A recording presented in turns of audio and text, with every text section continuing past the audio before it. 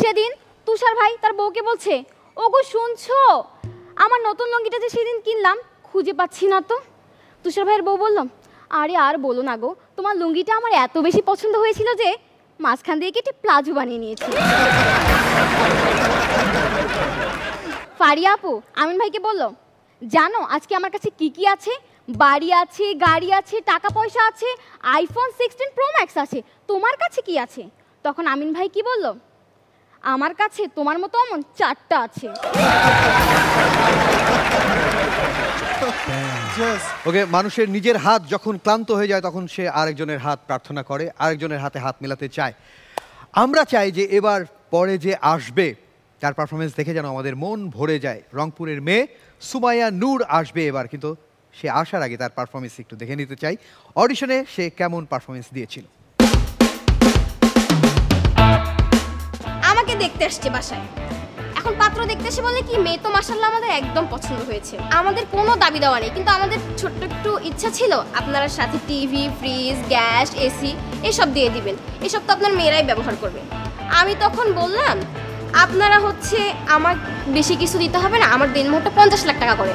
ছেলে তো আপনার, ছেলের বউ আপনার, এই বিয়াদব মেয়েকে কে বিয়ে করবে, চল এখান থেকে। আরে কই যান, বিয়ে করলে করেন, না করলে নাই, যা খাইছেন টাকা দিয়ে রাস্তা মাপ। ছেলে এখন দৌড়ে এসে পা ধরে বলতেছে, ফিতা তো আনে নাই, রাস্তা মাপবো কেমনে? সুষমা ম্যাম আমাদের ক্লাস টিচার, উনি একদিন আমাকে বললো, তুমি বোর্ডে এসে 55 লিখো তো। আমি একটা 5 লিখে হ্যাঁ করে তাকিয়ে আছি। উনি বললো, আরেকটা 5 কেন লিখছো না? আমি বললাম, ম্যাম একটা 5 বাম দিকে হবে না ডান দিকে হবে, আমি তো সেটাই ভুলে গেছি। নানি আর নাতনি মিলে চিতই পিঠার দোকান করে। তাদের দোকানে একদিন ফরেনার আসলো। ফরেনার তো ইংরেজি ছাড়া কথা বলতে পারে না, আর এদিকে নানিও ইংরেজি জানে না। ফরেনার জিজ্ঞেস করলো, হোয়াট ইজ দিস? এখন নাতনি বুদ্ধি খাটিয়ে বলল, উপরে ফুটা ফুটা, নিচে উঁচা উঁচা, দিস ইজ চিতই পিঠা। এখনকার টিকটক, ইনস্টাগ্রাম আর ফেসবুকের ফলোয়ার কি এমন ফলোয়ার? ফলোয়ার তো হইলো আমাদের সময়কার ফলোয়ার, বাসা থেকে কোচিং অবধি ফলো করে।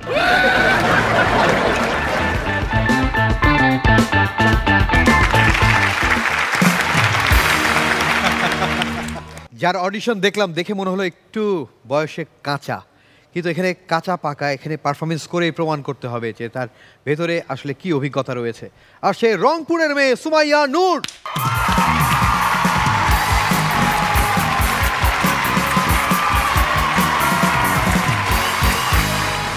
আসসালামু আলাইকুম জাজেস, আসসালামু আলাইকুম রনি ভাই। Hello rubber band, hello. আমার বন্ধু আমাকে ফোন দিয়ে বলল, জানিস আমি এসির নিচে সারাদিন শুয়ে থাকি।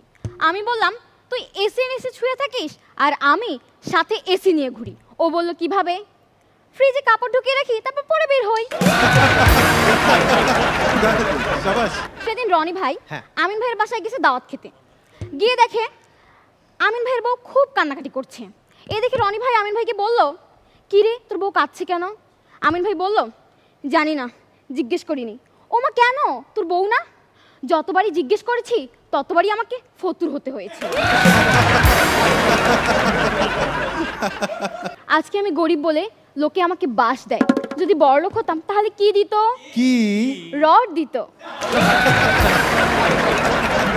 জীবনে কান্নাকাটি করলে সব সময় বসে বসে কাঁদবেন, কারণ শুয়ে শুয়ে কাঁদলে কানে পানি ঢুকে যাবে। Super super. সেদিন তুষার ভাই তার বউকে বলছে, ওগো শুনছো, আমার নতুন লুঙ্গিটা যে সেদিন কিনলাম খুঁজে পাচ্ছি না তো। তুষার ভাইয়ের বউ বলল, আরে আর বলো না গো, তোমার লুঙ্গিটা আমার এত বেশি পছন্দ হয়েছিল যে মাঝখান দিয়ে কেটে প্লাজো বানিয়ে নিয়েছি। ফারিয়া আপু আমিন ভাইকে বলল, জানো আজকে আমার কাছে কি কি আছে? বাড়ি আছে, গাড়ি আছে, টাকা পয়সা আছে, আইফোন 16 প্রো ম্যাক্স আছে, তোমার কাছে কি আছে? তখন আমিন ভাই কি বলল, আমার কাছে তোমার মতো এমন 4টা আছে।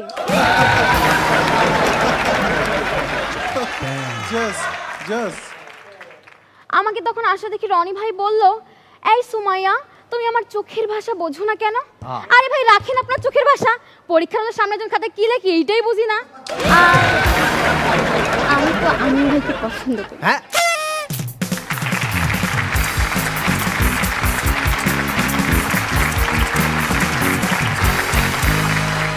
ওকে, আমরা আছি হচ্ছে রংপুরে।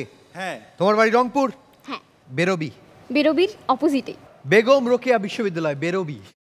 নারী জাগরণের অগ্রদূত বেগম রোকেয়া, তিনি যে সফল হয়েছেন তার যথেষ্ট প্রমাণ যে এখন কিন্তু দেখা যায় যে মেয়েরা রাত 3টা-4টা পর্যন্ত জেগেই থাকে। আপনার সাথে চ্যাটিং করে? একটা মেয়ে জেগে থাকলে 10টা ছেলে জেগে থাকে। বেগম রোকেয়া কিন্তু ঠিকঠাক জায়গাতেই কাজ করেছিলেন, যে তিনি চেয়েছিলেন যে নারীরা জাগবে এবং নারীরা পড়ালেখা করবে, কারণ তিনি বুঝেছিলেন যে মেয়েরা যদি স্কুল কলেজ বিশ্ববিদ্যালয়ে যায় তার পিছন পিছন ছেলেরা এমনিই যাবে। সুমাইয়া নূর কতটুকু নূর আলো ছড়াতে পারলো এই মঞ্চে? সুমাইয়া, প্রতি এপিসোডেই আমি যখন মেয়েরা পারফর্ম করে আমি খুব খুশি হয়ে যাই। আমি একটু বায়াস থাকি, আমি জানি ছেলেরাও খুশি হয় তবে অবশ্যই, বাট আমি অনেক বেশি খুশি হয়ে যাই, কারণ আমি চাই মেয়েরা আরও বেশি কমেডি করুক বা স্ট্যান্ড আপ কমেডিতে আসুক। নূর ভালো ছিল, আরও ভালো হবে, অনেক এক্সপেকটেশন বেশি। আমি চাই মানে যখন টপ 10 হবে সেখানে অন্তত 4টা মেয়ে থাকুক, সো আরও ভালো পারফরমেন্স আমি এক্সপেক্ট করবো, বাট এটাও ভালো ছিল। তুষার ভাই, আপনার কেমন লেগেছে সুমাইয়া নূরের পারফরমেন্স? আমার অনেক ভালো লেগেছে। ওর যখন ঢুকছিল কনফিডেন্স লেভেল অনেক ভালো, বেশ ভালো ছিল, অনেক ভালো ছিল। আমিন ভাই, আপনার কেমন লেগেছে সুমাইয়া নূরের পারফরমেন্স? নূর, ওর নামটা খুব ছোট্ট, 2 অক্ষরের নূর, কিন্তু এর ব্যাপ্তি অনেক বড়। হ্যাঁ, ঠিক ওর পারফরমেন্সে আমার কাছে এরকমই মনে হয়েছে। মানুষটি ছোট, বাট এত কনফিডেন্ট লেভেল এত হাই, এবং মনে হচ্ছে যেন ও এখানে জিততে এসেছে। এই জিনিসটা খুব positive or. All the best, ভালো হবে, ভালো করবে অবশ্যই, আমি জানি। লাস্টে মনে হয় লাইনটা শেষ করে বলতে পারলেন না, কি যেন বলতে পারলেন? আমি তো আমিন ভাইকে পছন্দ করি। ওকে, তোমার ডাকনাম যেন কি? মানে আমার নাম সুমাইয়া নূর স্নিগ্ধ। স্নিগ্ধ, এই নামটা কেন মনে পড়ে গেল? স্নিগ্ধ, স্নিগ্ধ কোথায় যেন শুনেছি। হ্যাঁ শুনেছি ভাই, বলেন। তুমি বলো কোথায় শুনেছো? কেউ জানে এটা? কোথায় কোথায়? ওই যে সাপুরিয়া সাপকে যেরকম একটা এরকম আঙ্গুল দেখিয়ে এরকম ভয় দেখায় না, হ্যাঁ হ্যাঁ, ওইরকম এই নামটা শুনলে ভাইয়ের মধ্যে, কারণ তার ঘরে রয়েছে স্নিগ্ধা। তবে ভাই আপনি বলেন যে ওর নামটা ছোট কিন্তু ব্যাপ্তি অনেক বড়। আমি বলতে চাই মেয়েদের নাম সবসময় ছোট রাখা উচিত, সবসময় 2 অক্ষরে, পারলে 1 অক্ষর দিয়ে যদি নাম রাখা যায় সেটা অনেক ভালো, কারণ অনেক সময় ছেলেরা হাত কেটে নাম লেখে।